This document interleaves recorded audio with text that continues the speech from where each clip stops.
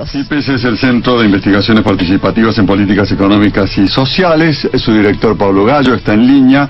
El tema es la realidad escondida de la pobreza en la República Argentina. Realidad escondida digo porque fue explícito que el jefe de gabinete Jorge Capitanich, cuando fue requerido pocos días atrás sobre este tema en el Congreso de la Nación por el senador Sanz, balbuceó, vaciló y terminó no dando ni... ¿No contestó? No contestó, no terminaba de dar un índice. O sea, no le estaban preguntando... ¿cuál es el índice? No terminó. Bueno, la tarea se la encomendó. Ya vamos a recuperar el registro, lo tenía Federico, de ese balbuceo de Capitanich sobre un tema que uno puede estar de acuerdo, en desacuerdo con cómo se mide, cómo se trata de detectar los problemas gravísimos de quienes quedan por debajo de la capacidad de adquirir la canasta alimentaria, de supervivencia. Pero en todo caso, no debería ser un secreto.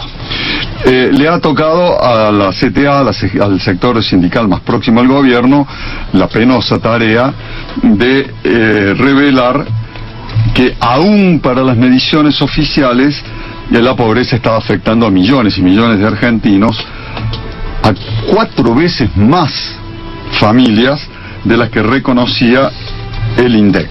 Y aún así no termina de arrimarse a lo que consultoras, como en este caso este centro de investigaciones, viene sistemáticamente siguiendo en materia de datos de pobreza. Gallo, ¿cómo está? Buen día. Buen día, Clarea, ¿cómo le va? Por favor, vamos a los datos que ustedes manejan, lo que ha blanqueado la CTA, la Central de Trabajadores, el sector de Hugo Yasky. Bueno, es una inmensidad, es un problema gravísimo lo que revela, pero aún así van muy por detrás de las cifras que ustedes manejan.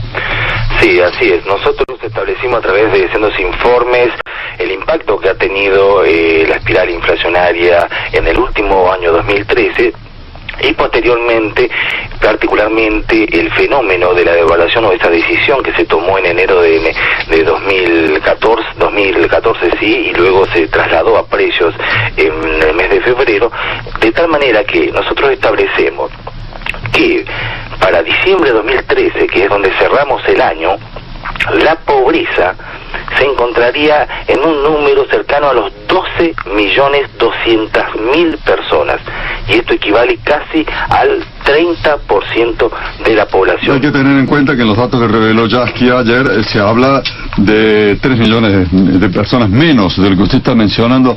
O sea, se tapan o se destapan 3 millones, 2 millones, 5 millones de personas como si fueran cifras. Estamos hablando de vidas, ¿no? No, sin lugar a dudas. Solamente a diciembre estamos hablando que la indigencia llegaría a 2.8 millones de personas. Y cuando estamos hablando de estos números, no es una lotería, no es una danza de números de a quién le gusta más un número o a quién le conviene más otro número. Por cuanto todas las estadísticas sociales, la del INDEC, la de la CTA de Yasky, las nuestras del CIPES y la de algunas consultoras que siguen publicando datos de pobreza, todas tienen razón de ser en función si pueden explicar el impacto social que produce esos números en la sociedad, en la mesa de los argentinos, y cómo le cambia la vida a los argentinos. Si no podemos traducir esos números, no sirve para nada, sino no sirven para nada, ni para esconder ni para mostrar, porque me parece que acá hay un juego perverso, de decir qué tenés, qué cartas tenés vos, qué cartas tengo yo, te juego el 7, yo te tapo con... estamos hablando de gente real que la pasa muy muy mal y que se hacen... Algunas autoridades provinciales, por ejemplo, miran por otro lado como diciendo, esto es un problema solo de la nación, que se arregle Cristina. Me parece que es mucho más complejo el tema, Pablo, ¿no? No, sin lugar a duda, y se ata a las decisiones políticas que se toman y que luego se traducen a la vida de los argentinos. Y una de ellas, en particularmente, a nosotros nos interesó poder calcular el impacto que tenía. Y esto es la devaluación de febrero, sí, la que se sintió en febrero. Sí. Y nosotros indicamos que si en el 2013 la pobreza creció 1.6 millones de personas más, nuevos pobres se incorporaron, repito, 1.6 millones solamente en un año, en febrero, por la devaluación, se incorporaron otros 1.500.000 personas más, solamente por lo que produjo la devaluación en la pobreza. Entonces, en un periodo de 14 meses, un poco más de 3 millones de nuevos pobres ciudadanos argentinos hoy se encuentran padeciendo una situación injusta y seguramente desesperante en muchos casos. Hago mío lo que usted planteó, Pablo.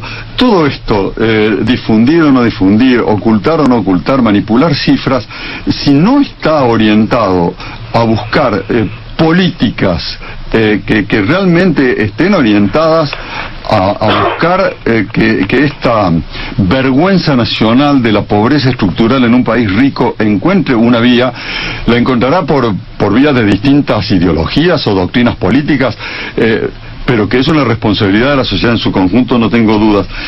El esfuerzo por ocultar es lo que resulta agraviante. Recuperemos lo que decía el jefe de gabinete de ministros, tan locuaz anoche para hablar de fútbol, para hablar de la lista de futbolistas y de transmisiones de fútbol. A ver, recordemos para nuestros oyentes cómo le iba al jefe de gabinete cuando le preguntaban por la pobreza en la Argentina. ¿Cuál es el índice de pobreza en la Argentina? ¿Cuál es el índice de pobreza en la Argentina? Se va a efectuar la... No, esas son las cosas que se responden como la hora, como eso. ¿Cuál es el índice de pobreza?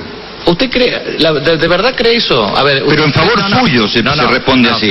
Porque si usted quiere defender que hay pocos pobres, dígame cuál es el índice suyo, el que ustedes manejan, y vamos a discutir sobre eso. A ver, le transmito... ¿Cuál es el índice de pobreza? Entonces le respondo, si esto es así, le planteo lo siguiente. ¿Usted cree que el índice de desarrollo humano es un indicador para medir los niveles de pobreza? ¿Que la necesidad básica insatisfecha es un indicador con respecto a la medición de la pobreza? ¿Usted sabe cuál es la diferencia entre necesidades básicas insatisfechas y cuáles son los indicadores correspondientes?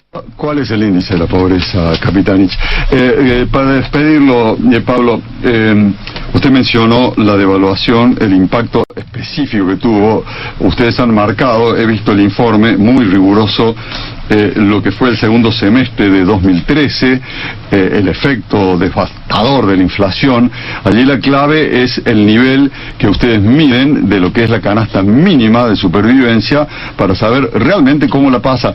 Le aporto un dato más que no se me ha olvidado, hablando con los almaceneros de Córdoba, cuando van advirtiendo la caída de consumo de elementos esenciales, marcan la retracción del consumo de leche en los almacenes de barrio, un 17% en el último mes, que son, es así, que son las cifras que deberían encender todas las luces rojas, porque estamos hablando de familias que deciden consumir menos leche, de niños que recibirán menos nutrición en sus primeros años, ¿no? Eso está sucediendo, Miguel, y hay que advertir, y nosotros así lo hacemos en el informe, que con estos niveles de pobreza cercanos al 33%, están latentes todas las condiciones objetivas que dieron pie a situaciones de zozobra y explosión social en el 89, en el 2001, y que en el año pasado, en diciembre, nos dieron una ventana para ver que esa situación sigue intacta,